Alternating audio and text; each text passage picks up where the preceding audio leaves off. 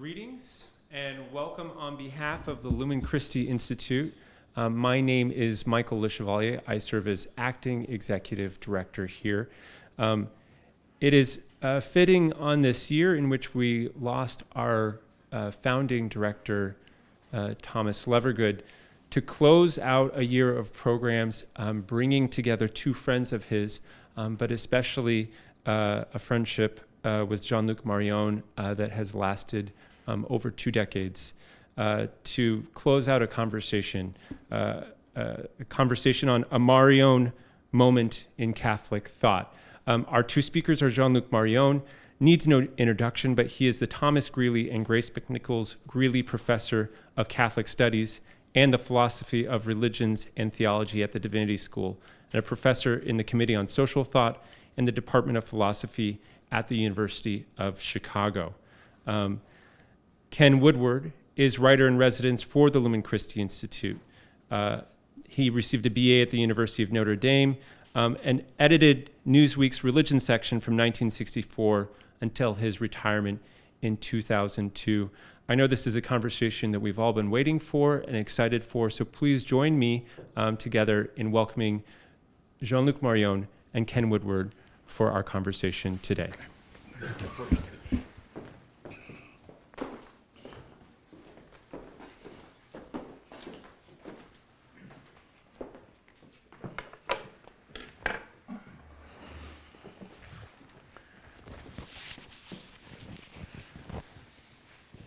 I am really excited to do this, and I'm really excited to introduce you to people who don't know your work ahead of time.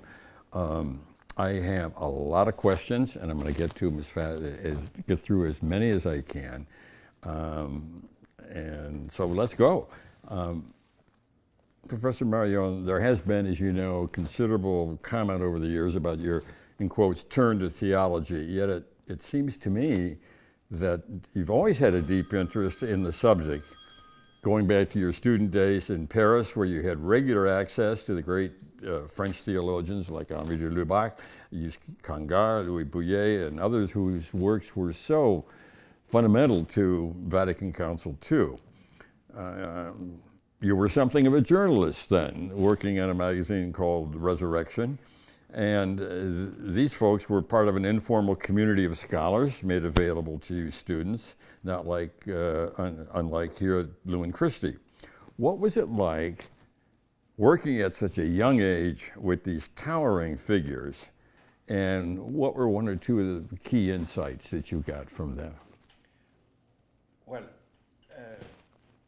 let us give an idea of the background.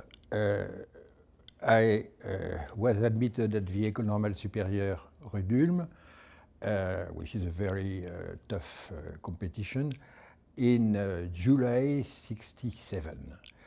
And it was just before '68 and all the turmoil of that period.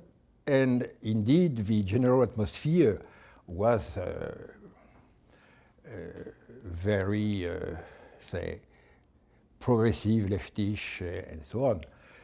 And when I choose to focus as my major, so to speak, in philosophy, I had to face the usual but difficult question. Death of God, for instance, was a dogma. The future of the society completely reframed without taking care of Christianity and so on. So that was the situation. So the choice was rather clear. Either I may follow many of other Christian students, that is to say, well, Christianity now should be transformed according to the new situation, and to save my soul, so to speak, let us be psychoanalysis analysis following Lacan, deconstructionist following Derrida, hardliner Marxist following Althusser, and all those people were teaching there. So it was very easy to do that. So we were some few of us, we have, without discussing, because it was obvious for us, to take another way, which was to to be involved in those cutting-edge doctrines, to know that by heart and to be as good as the other on that, and at the same moment to get a deeper knowledge of the Christian tradition, working seriously. So from the beginning, the idea was I shall follow double courses. The official courses, which has double courses. Please. Double courses. Yes, yes. Ah. And another which was completely private. I've never get any grade in theology, for instance. But we were by friends and so on, led to first Danielou, who was not yet a cardinal. After that, Louis Bouillet, the great liturgist, convert from Lutheranism, and a great liturgist and ecclesiologist. And after that, to Lubac. And we are fortunate to be in contact with Balthazar through our first journal, that of the Basilique of Montmartre in Paris, Resurrection, was written by students, but at an average good level of scholarship. And after that, 5 or more years, we were asked to be a part of the French francophone edition of Communio. So the connection with Balthazar was institutional, because we had to meet Balthazar at least twice a year, to have seminars to prepare the issues. So we were working that way. Let me ask you, there's a personal side to this, though. Many philosophers have said that a certain attitude is required if one is going to philosophize. For example, the German neo-Thomist Joseph Pieper said it was a sense of wonder one had to have.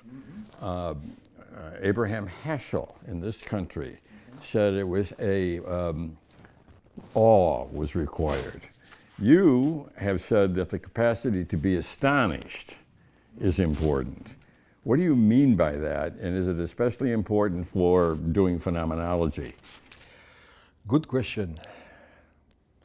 If I may be a bit polemical, I would say that the greatest possible failure for a professional philosopher is never to be astonished.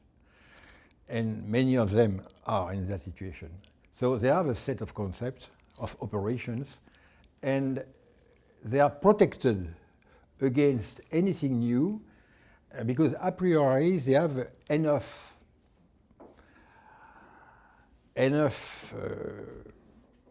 ways, tools, to make any question not only led to an answer, but disappear. And my experience of philosophy, and it's why people like Descartes or Heidegger were so important, that philosophy starts when you have this gift of a question without answer, a question which resists the answer. I mean by answer, what was known before that question.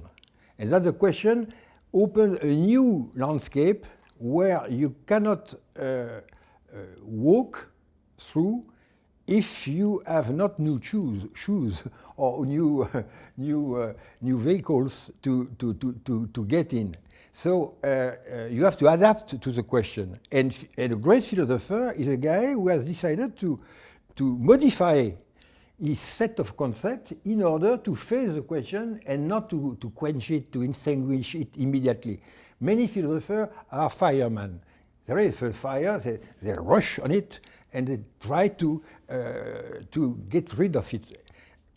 In philosophy, it's why I say time to time to students, if you read a book which you understand well, drop it. You could have written that book, it is useless. If you read a book you don't understand, but you guess there is something there. So keep it open. Read only the book you don't understand. And after that, after some time, you will at least understand what you don't understand and why, and then you will start. I think I've been doing this the last few weeks with your books, as a matter of fact. You mentioned that when you were a student, you had an extraordinary experience in the Luxembourg Gardens. That's true.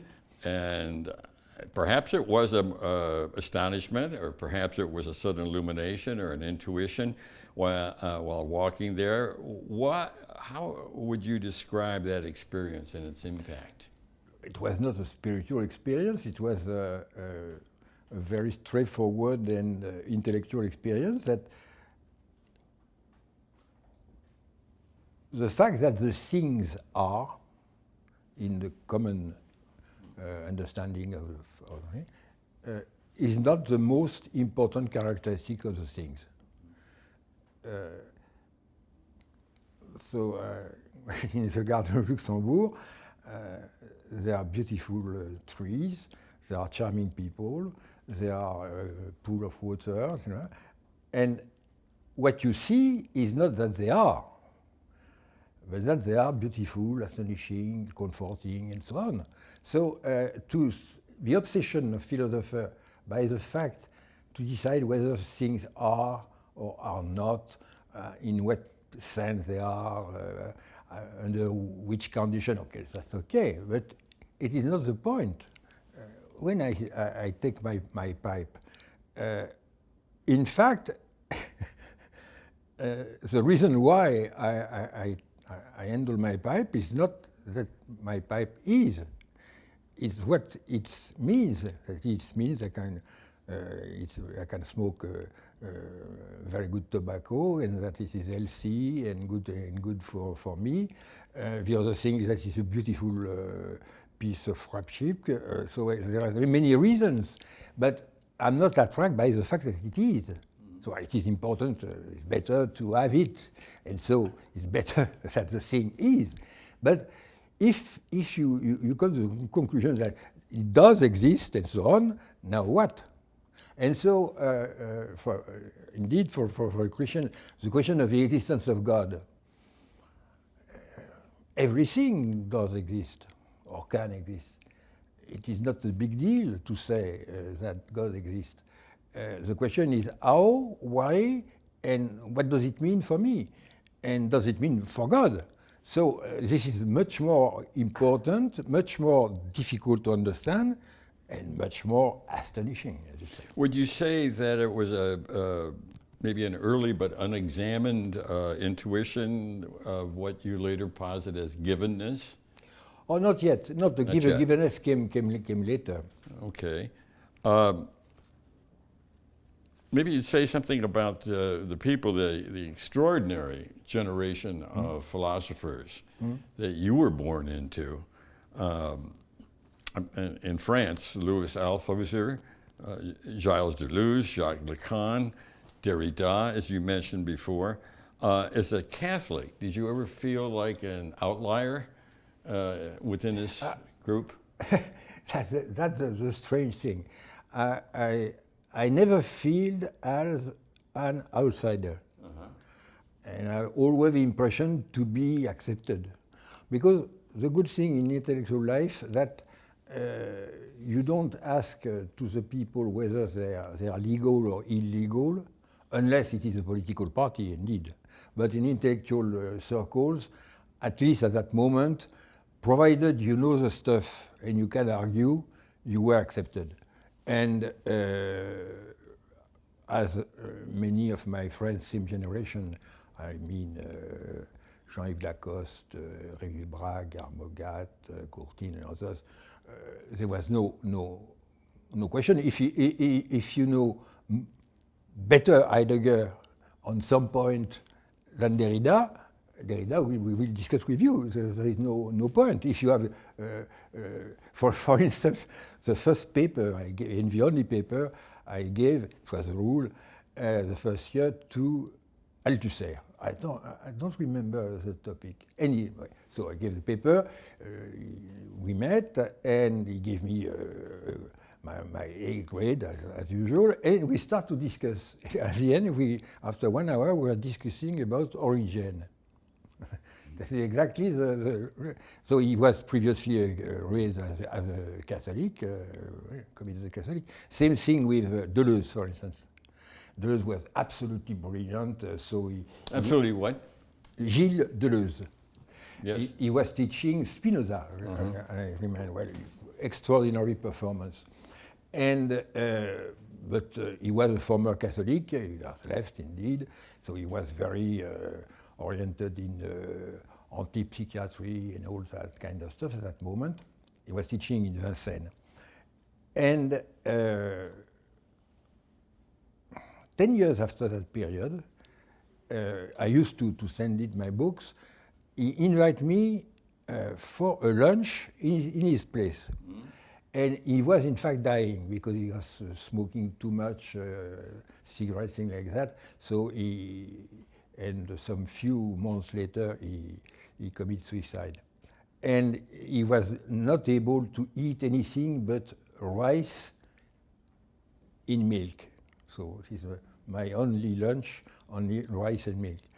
And he asked me to explain to him why I wrote God Without Being. I was impressed because I had no idea that he could pay attention to that. I asked myself why.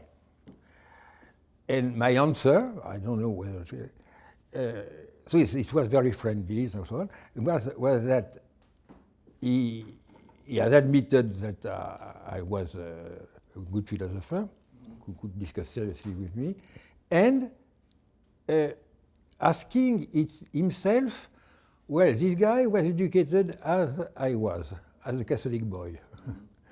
I turned away from that. He did not. And his way not to turn away is to write God Without Being. I want him to explain me the trick. So I did. So we were in that situation where the open conflict, ideological, political, were still there. But with the great guys, you could speak very freely, openly. Well, you mentioned God Without Being, and I think that's the first of your books to have been translated into English. Yes. And I was wondering, what are your major theological objections? Now, they could be many. To the metaphysics of being. Oh, there is a lot of them. Yes, of course. Just one or two, I think, will do.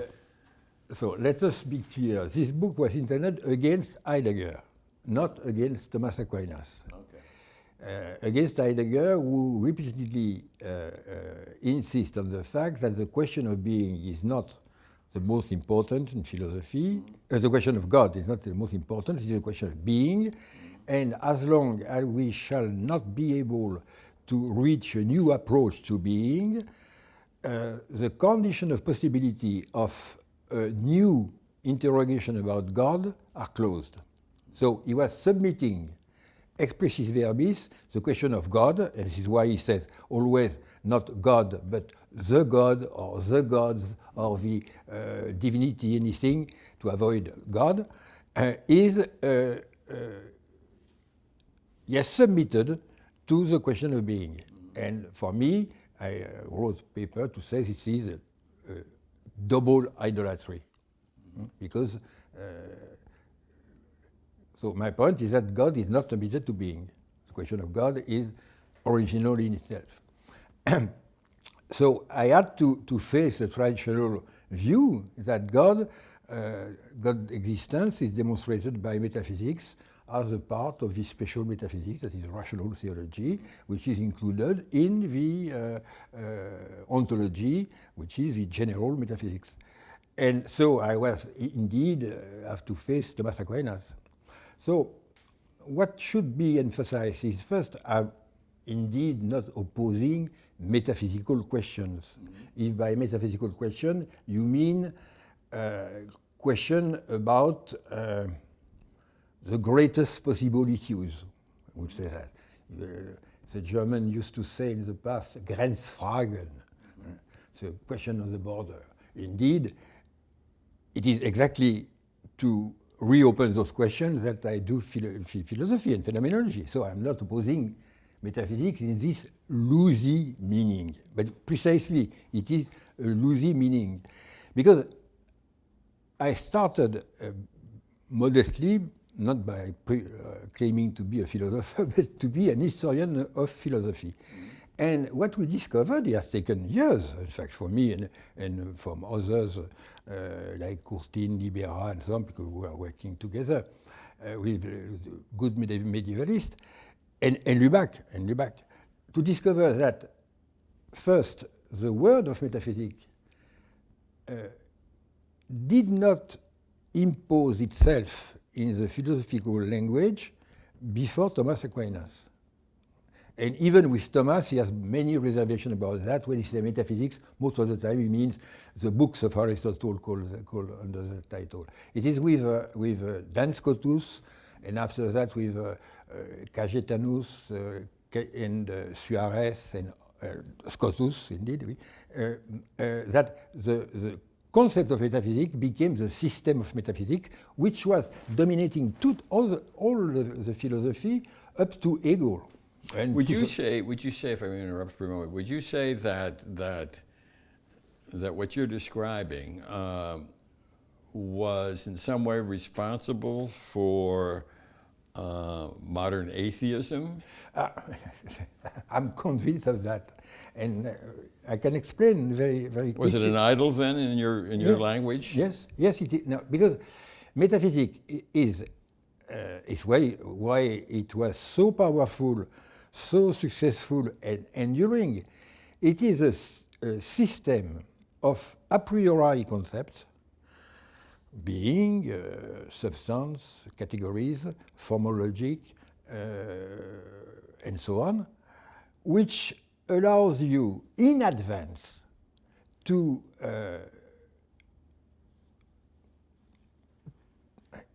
have a potential answer to any question. God is a case of a being. It is an exceptional being. It is a case of beings. You can use about God all the concepts you use about other beings at a lower level. Indeed, with reservation, adaptation, so on, analogy, and so on. But it is use the same concept. That is, God is included, and this inclusion during at the beginning of this system, say until the end of the 17th century, at best, had a positive result for Christian theology, because Christian theology was a part of the general picture and structure of the philosophical rationality. It was exactly as Kant says in his famous pamphlet about the conflict between the three faculties. He says the three faculties, that is law, medicine, and theology, are three faculties, but all of them has to comply to the rules indicated by the more general faculty, the faculty of philosophy. It is exactly that. So during a period, it was an easy way for theologians to be admitted and to prove the existence of God. But the result was that at the moment, the God reached by metaphysics, by the rational theology, you can have question about whether it was the Christian God at all. Mm-hmm. And if you read the history of thought like that, you discover that this question was asked in negative way by the first atheist, and in a positive way by Christians. That is, the Cambridge Platonist, Kierkegaard, and many modern thinkers, Pascal, and many other modern thinkers, contemporary thinkers, ask, the Christian God is much more than the God of philosophy. That's what I took from it. You sort of freed God to be God, and the Christian God to be God. To be what human mind without revelation take for granted that it is God. We have spontaneously an idea of the divine, which is based on some natural experience, or natural or not natural, our experience. So far, so good. I don't deny that. But Christianity is nothing but the event of Christ, and the event of Christ is coming from, as I say, from elsewhere. So it cannot fit exactly what was expected, and it is why he was crucified. So the Christian God, to be Christian, should make a difference with any other pre-owned, so to speak, representation of God. Mm-hmm. And it's always the temptation to have a previous understanding of what God should be, and to measure Christ against this representation. Well, let me turn to your book, Believing in Order to See. You have a great appreciation of paradox, or at least reversals, and that's one of them, to believe in order to see. And in it, you argue that, quote, one can lose one's faith, but not because one gains in reason. And that the reverse, in fact, is true, namely that in losing one's faith, we actually are losing reason. How do you explain those paradoxes, if you can do it briefly? The paradox is just the correct formulation of an issue you don't understand. And a situation, intellectual situation, you could not expect. So I think that in any science, paradoxes are crucial. That is, when there is no paradox, there is no possible improvement of knowledge. Mm-hmm. So the question is how you get into the paradox and how you get out of it. Mm-hmm. But if there is no paradox, there is nothing to say. This being said, in the case of to believe in order to see, as you know, it is a formulation taken from the oldest translation of the Greek Bible, Isaiah, by and used by translated in Latin by Augustine. That is, if you don't believe, you will not understand. That is the text. So if you don't believe, you will not understand. So why? It is not the case in any case, always. It is not always the case. Although, you must say, when there is a problem, even a mathematical problem, you have to believe that the problem is correctly expressed at the moment when you are asked to give a solution to the problem. So you have to believe, you have to trust that it is not nonsense, but it makes sense. So in fact, you cannot face a question without some trust that the question is meaningful. Right? But in the case of dealing with God, you cannot hope to understand, at least partly, what is going on, if you don't admit that God is really involved in the event, in the text, so you have to admit that. If not, you have no reason to understand what is going on. And what does that mean, to have reason? That means that I'm a very Aristotelian. That is the level of rationality on each issue is established by that issue itself.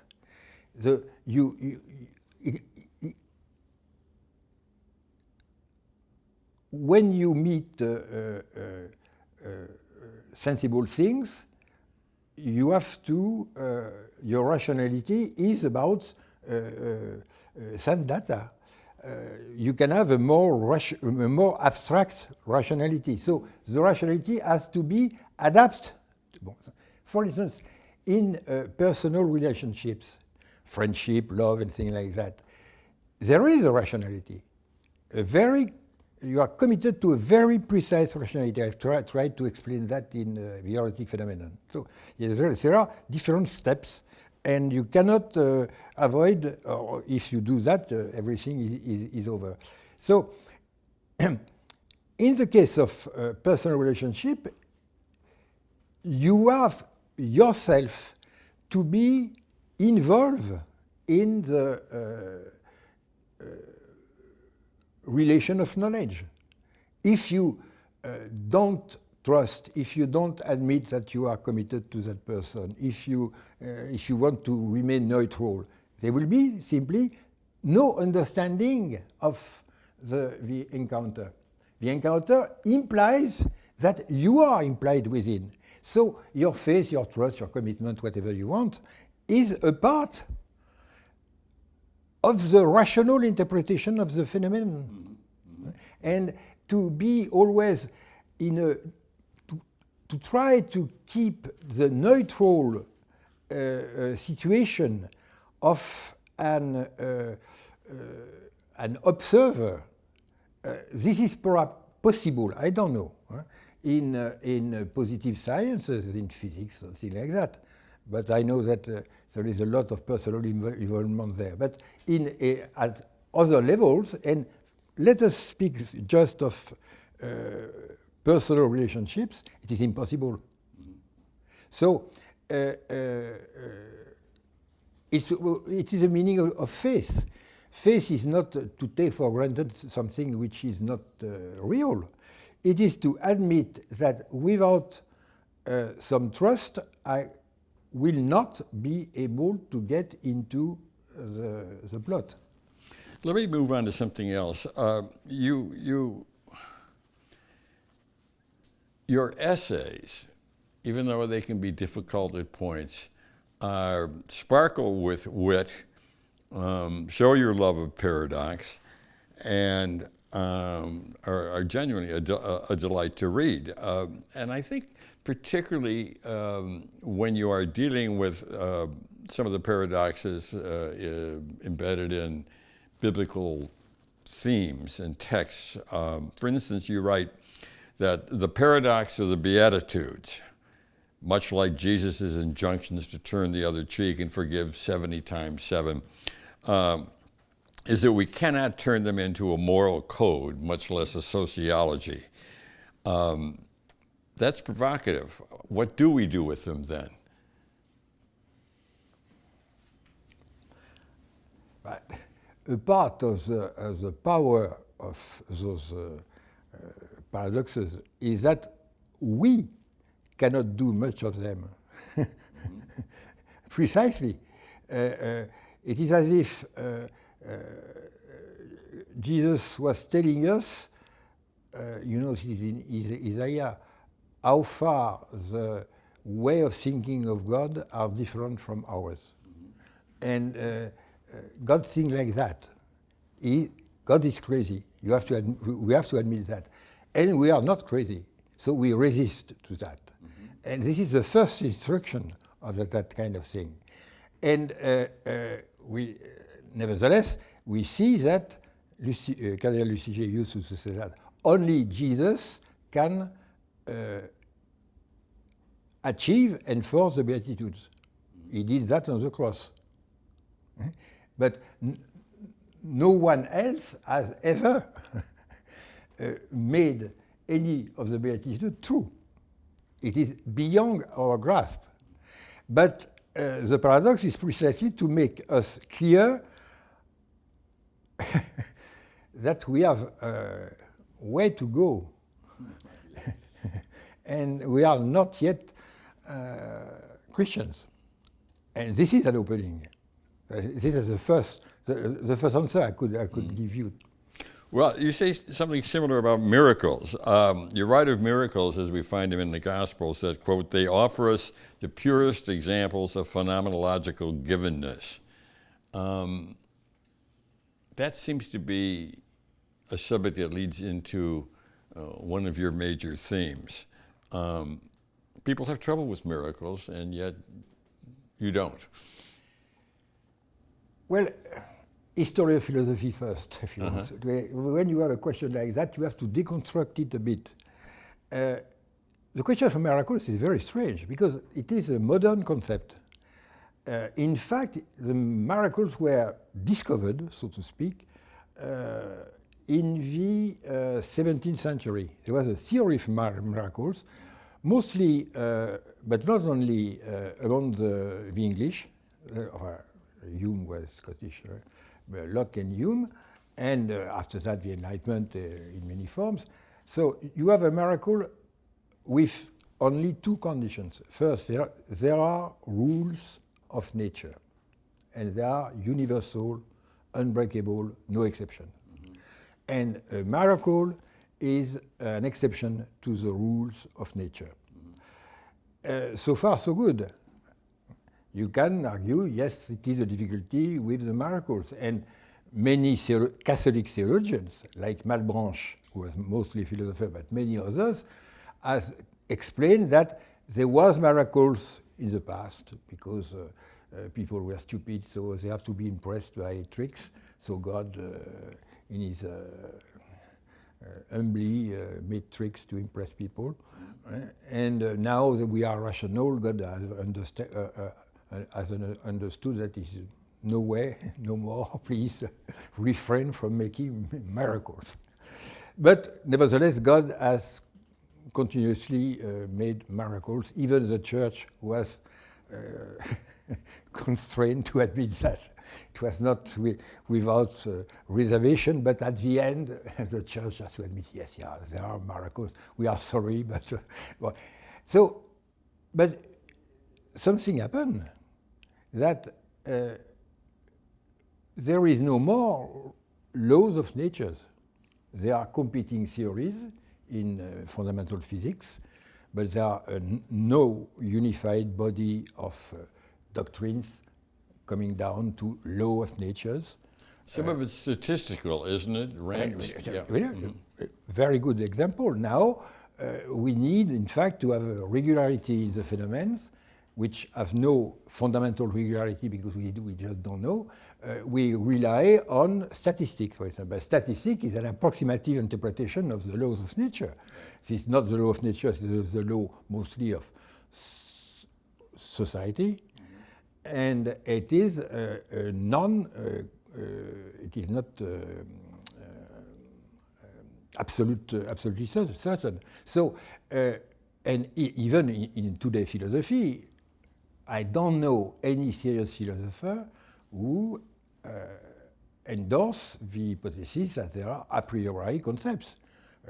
Not in phenomenology no more, not in analytical tradition as well. So after the end of empirical logical positivism, which was dominating Chicago with Carnap during years, after the second Wittgenstein, this is over.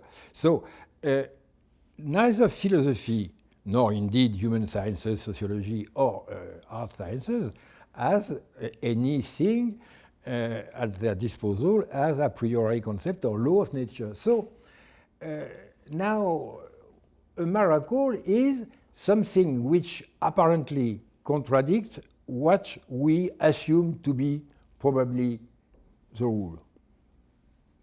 So, and to the point that we have a good colleague and good philosopher, sociologist, Ent de Vries, who gave in 2 years ago, no, last year? No, 2 years ago, in Paris, a series of lectures at the Institut Catholique, and de Vries on the category of miracle today in the cultural situation of our postmodern society. In fact, the category of miracles can be used for religious issues, for others, because something which is exceptional, unexpected, unexplained, and nevertheless makes sense and trusted by people. So we have that in the show business, in politics, and everywhere. So the situation of miracles are now complete on the other meaning, and in my case, it is simply a certain kind of what I call events, a certain kind of phenomena. Mm-hmm. What about? I want to turn to another major point in your theological reflections. Among the names of God, you have given priority to love, or agape, over, say, the infinite, the true, or the good. Yet, as you point out, quote, neither the Torah, nor the wisdom writings, nor the synoptic gospels chance it. And you suggest that, quote, the revelation of love as the final name of God represented precisely what Christ's contemporaries could and did not want to hear. It's a powerful statement. Why was that? Because I think it was the case, because the contemporary of Christ were the most faithful. I mean, the people of the temple, the Pharisees, and even the lower classes of the Jewish people. They were obsessed by what? They were the son of Abraham. So there's the Torah and there's the promise of the land. That was their point. And for some of them, this was the revelation of God, revelation of their God. And it's why they were also obsessed by the re-establishment of the kingdom of God in Israel. So indeed, we know now, because biblical students, scholars have done a great job, that the question of the love of God is already a part of the First Testament, indeed, in many ways. But it was not the crucial point. And I was very much impressed when because I studied very early the so-called negative theology, Dionysius and the rest. Because about the name of God, the first thing is that there is no name of God. So all the names are only analogical. So I started to study the history of the name of God. And what is impressive is that Thomas Aquinas is, to my knowledge, but I think it is true, the first to have said that being is the first name of God. And in the same years when he made that move, which is quite important, meaningful, Bonaventure, made has kept the former traditional order of the names, saying that being is the name of God, the name of God in the First Testament, Exodus 3:14. But in the New Testament, 1 John 4, it is agape. And it says this is the new step.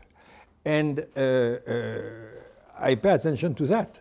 So as once I was in Rome to lecture about God without being at a time where my position was not well received among the pontifical universities, to say the least. And so there was a dinner, and a cardinal from the Holy Office, very friendly, told me at the end of the evening, if I understand you well, you are a Bonaventurean. It was a way to say, in a very polite way, you are not a Taoist. Yes, I was a Bonaventurean, but I think after that you study, the other case is that in the patristic tradition, God has the name of Eros in Dionysius, in Justin, in Origen, in Gregory of Nyssa, and others. and that the opposition between eros and agape, for instance, is just a fabrication by Nigren. You've been in the United States teaching, lecturing, visiting various colleges and universities.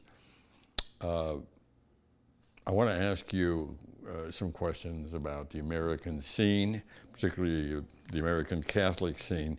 But in general, let me ask you this. If a student comes up to you and says, Professor Marion, why should I study theology? Yes? What do you tell them? Because it is fun. It's fun. I have to say that. Absolutely. It is the most exciting field for research because it is encompassing everything.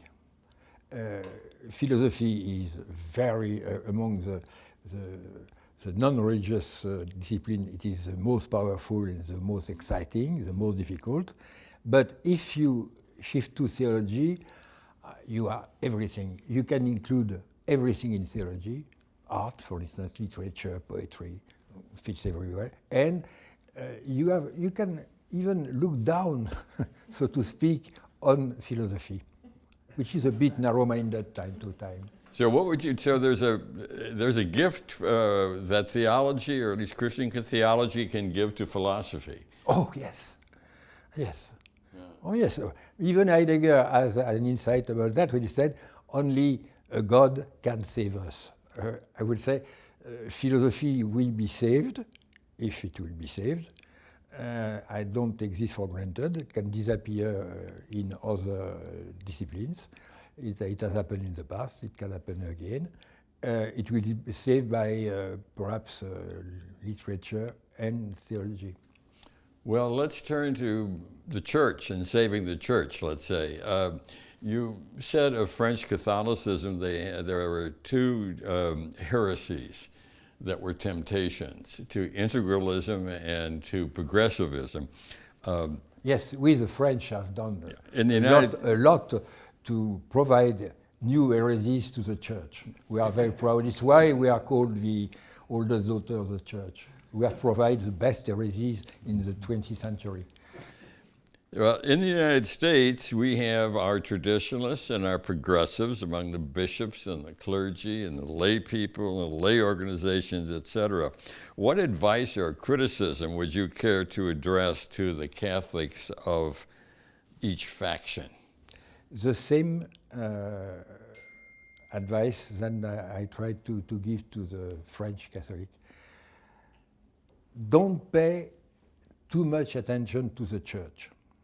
I mean, the church is not, it is not the city of God.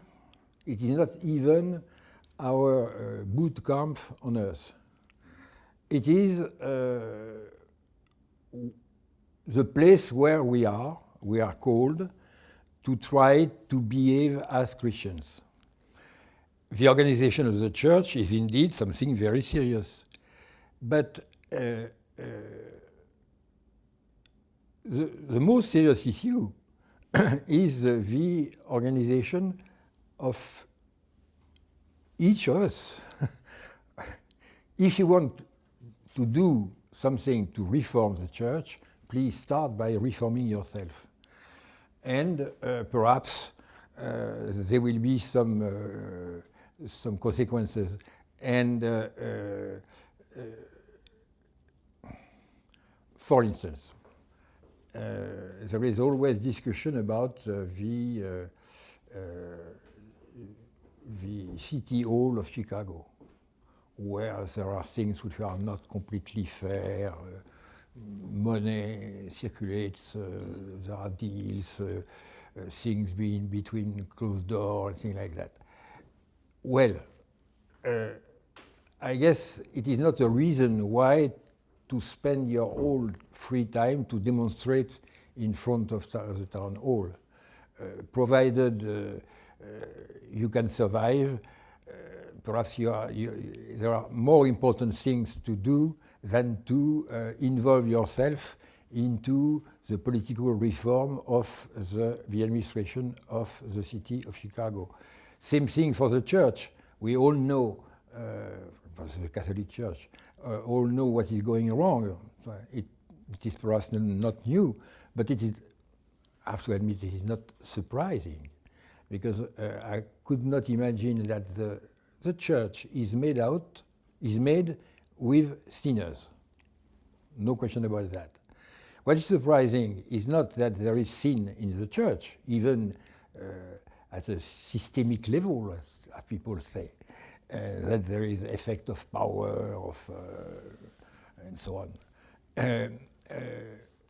What is surprising is that this remains the best washing machine to make white linen out of dirty linen. And that is to produce some saints and some sanctity. And so I'm more impressed by that. L'Amboise said, the only sadness is not to be among the saints. Yes, yes, and when you compare at the level of the purely institutional level, the churches and the academic world, the business world, the military, the justice administration, the churches are not the worst places. They are the places where what is worse is less bearable. Where the contradiction between what they are supposed to be and what they are is a scandal. In the business, people would say there is dirty business, but it is the rule.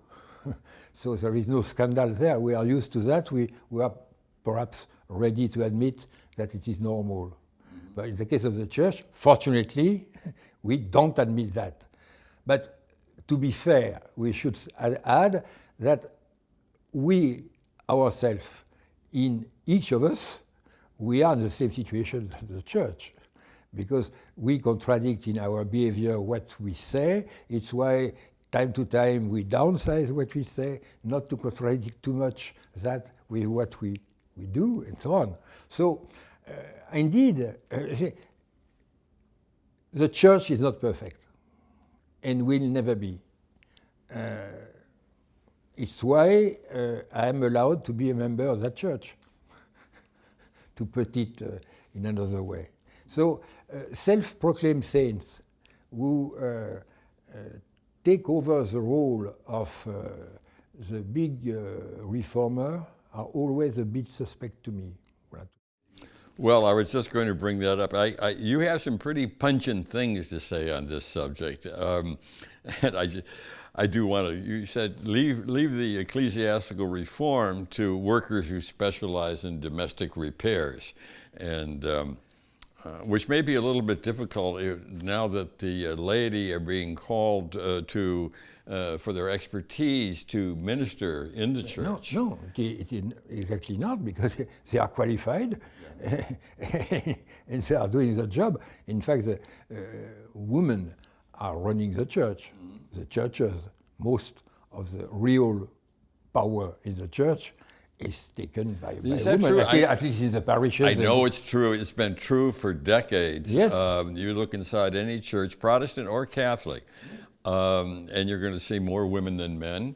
Ministers as well as priests have said to me, when I went to seminary, I never thought I'd be spending most of my life with among women, and it's even true now that women are working. They're still doing most of the parish work.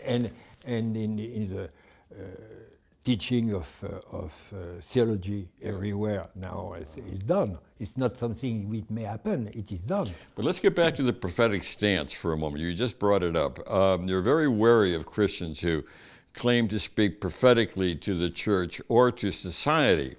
Your wariness seems appropriate because in American public life and in our churches, we tend to drape the mantle of prophet around anyone who speaks up and out about social ills, but only those with whom we already agree. Yeah. On the other hand, we have witnessed a Martin Luther King, a Dorothy Day, and a few other genuinely prophetic figures. How do you distinguish between the authentic prophet and the sham? First, I'm not qualified to distinguish among the prophets. In that case, I would claim to be a prophet myself. The second point, it's with time. It is only with time, the effect, the legacy, if it is going on, and the other thing, if they have built more than they have destroyed. And it is very, very interesting that the real prophets, the real saints, are great beginners in the history of the church, are always people who are not well received, in fact. The founder of the great orders, it was not a piece of cake for them. They were, you can well be expelled from your own order. So I think that time, and is true in the intellectual life as well. So it's only after years that you see whether a new philosophical movement is correct or not. You see the result. And I think there is no other rules. Well, the results, to look, I was an old civil rights reporter, and I look at it, what it was like in the 1950s with the American apartheid that we had then, and yet I look at in Chicago and across the country, we still have that. The conditions are different. There is now a middle and upper middle class African-American community, but still in all, as the headlines say, we're still plagued. It is, but perhaps why all in the origin of the civil rights movement was not accurate. In your book, Getting Religion, your conclusion is that this civil rights movement has completely overlooked the pre-social, if I may be so, condition of social injustice. And you point out that the familial structure, for instance, the decay of the familial structure is one of the main reasons why there is a still remaining inequality between the communities. Perhaps this should have been taken more seriously from the beginning, but as the civil rights movement started in the area of the Vietnam War, all that thing, so the politicization, and in my language, in my mind, the politicization of an issue is not a way to make it more radical, but less radical, because you remain at the collective level, which is easier to manage. You don't go to the roots of the evil of the issue, at least. And it's why many social reforms fall short, because they don't address the core of the difficulty. Well, in keeping with that, you've warned French Catholics to be wary of looking to politics for solutions, to politicians and politics for solutions they cannot provide to public problems. Now, in this country, we have forms of what we call public religion, and even something called the public church. For example, the Catholic Bishops' Conference deploys lobbyists in Washington, D.C. So do all the major Protestant denominations. So do the Jewish and Muslim groups. Even secular humanists have their associations in Washington. Moreover, everyone who runs for president regularly enlists spokesmen to press their candidacy among their fellow believers. As a result, American Christians are often more divided by party politics than they are by creedal differences. Given all of this, what advice do you have for having regarded the relationships between religious commitment? What do you see as a relationship between politics and religious commitment? In the US, there is a special problem. That is, from the beginning, the United States claimed to have, how to say, an obvious An obvious destiny. Separation of church No, and no, state? no, no, no. Please? Manifest destiny? Oui, manifest destiny. Yeah. That is under under God, manifest destiny. So, and I think it was the strength of the United States during a long time, long period. Now it's a weakness because all the different denominations want to be to benefit from this privileged destiny, allegedly characteristic of the United States. They all want that that denomination will be the only religion in the U.S. to save the U.S. and to keep the U.S.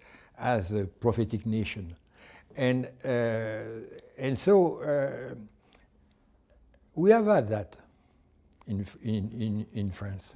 And many European countries during a period have had that. Reformation was clearly partly an attempt to have a national religion for the German region. France, indeed. Britain, with the Church of England, it was the same thing. And see the Eastern churches now. Very clear. So you have to I think to admit really the separation. So there is a separation between denomination and state in this country, but there is no separation between the civil religion and state. And all denominations compete or are allied to try to take possession of the special religious destiny of United States. That's the problem. And so I was always impressed by the American Catholic Church. It is a big machine running. We are not as powerful, as wealthy, as organized. And, but at the same moment, I always say, like, in France, there are cities and regions where the churches are empty, and other when they are crowded. In Paris, they are crowded, and some cities they are crowded, and depending of the bishop, depending of how he has reformed his own diocese after the council and so on. So, and the people who are in the church, who worship, the churchgoers, they know why they are there. It is not because it is used, it is no more used. So they are willingly and very aware. Here, I'm not certain that the people, they know why they attend the Mass, the service. There can be many reasons for it, and part of it is something to do on Sunday. Well, I don't want to disparage people. There are many motivations for going, just as there's many for not. You can have many motivations, but you should never be. It was a formulation of Maurras. Maurras said that he was a Catholic atheist. I fear much more people being Catholic atheist than people being atheist. Because an atheist, you can try to convert him. A Catholic atheist, you cannot. Of course. You write that Christian lives, or that the lives of Christians should be lived by a different ethic, namely the ethic embedded in these words of Jesus in Gethsemane, "Father, not my will, but yours be done." That seems almost impossible to achieve or even try in a culture built economically, psychologically, and prescriptively on self-willing individuals. In such a culture like ours, How does one learn to do the will of the Father? So why is our society at many levels, you are right indeed, ruled by the obsession of each individual as the duty to achieve his own will and his own project and desire with no exception. And that is the basis even of law now. In fact, this is an effect of what Nietzsche has very well described as the period of the Wille zur Macht. It's translated by the will to power, which is correct, but the meaning of the concept is more precise in Nietzsche. The mind of the soul, human mind, is oriented into willing itself. And we don't will, today, we don't will something.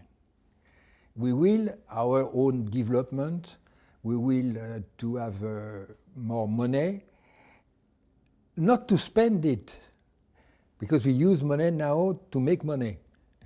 Yes, certainly do. New, because in the past people, when they had money, they used to spend it. Now we want to make much more money. Why? We don't know. Like in business, a corporation has to be bigger and bigger. Why? Because it is like that. So you have to be bigger and bigger, that is, to will your own will endlessly. And it can go infinitely because you have no goal. You have no goal, no intention, just to grow bigger. And this is the terrible, I'd say that, the terrible situation where we are closed in the jail of self-affirmation. And the self-affirmation, to some extent, becomes empty. It's perhaps why there is a crisis, to a large extent, of art. Because nothing new can happen in that case. You can repeat, but you can improve, but you cannot have something new. So you say we create, but creation is not something coming from the so-called creator. It is coming over the creator, which is the first to be surprised by what happens. So Mozart or Tintoretto have no ambition to self-affirmation. They were surprised by the things they could do. And this is the nihilism. That is, we cannot will anything because we will the increase of our will. And the first thing is that Jesus is the one who says that I never do my will. And when I speak, it is not my words, which is very strange for us because to be sincere is to give your words, your thought. And Jesus says, you can trust me because I never say what I think. But only the Father. It is surprising. Mm-hmm. And it is, he says it is Satan who always says what comes from his own. So words come from his own. Yeah, mm-hmm. It is Satan with a killer. And what is extraordinary is that Jesus is able to do the will of someone who is not himself. It is the most difficult thing we can ever do. And it's why in our own life, the important moment is the moment when we decide to do the will of someone else. This makes a difference. But as long as we do only this to achieve our own expectation, goals, and things like that, we are exactly rank and file as everyone else. that makes no difference. No difference among the others. Or we can be bad on them because of that, but no difference in our own life. So it is only when we do something which is not our will that it may be important and meaningful for the rest of our life. So this is crucial. And the fact that the Christians are able to give up time to time their own will, it is a great strength, And in politics, for instance, most of the great leaders, when they fail, it's because they are unable not to follow their own will. And they say, it is the way all dictators end, because they stick to their will, and the real world disappears from them. Well, let me close with a question, and I don't want you to be indiscreet, but you recently received the Ratzinger Prize and went to Rome to receive it. And while you were there, you had a time to spend with Pope Francis. You've said you admire his metaphor for the church, or image for the church, as a field hospital. What did you learn? How was the experience? Well, it was a brief experience because it was a very formal thing like that. So I was in fact a bit too intruding because we spoke during 2 minutes and people told me that's too long. It's like the Queen. You can and I touch the arm of the Pope. You should never do that. But anyway, no, in fact, I knew Bergoglio before he was elected Pope, because I was invited at Buenos Aires in the university, the Jesuit university, where he was trained as a Jesuit, by his former superior, Scanone, who died some 2 years ago. And so there was a conference on the question of the gift and gratuity, the economy of the gifts, all that stuff. Very interesting, with international thing, with economists and so on. And I read, it was not translated, the text published by Bergoglio when he was Archbishop of Buenos Aires. And I discovered the word of his theology. And I discovered many things. He's the first Pope ever which was not born in the countryside. He was born and educated in a megapole. A megapole where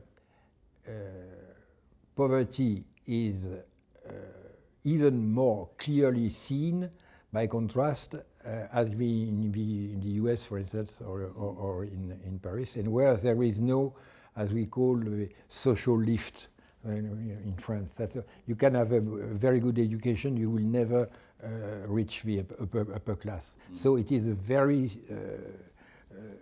hierarchical society, and where the question of those left behind is crucial. So that is the poor, the old people, so the question of the unborn and so on, and the question of pollution. For him, both come together.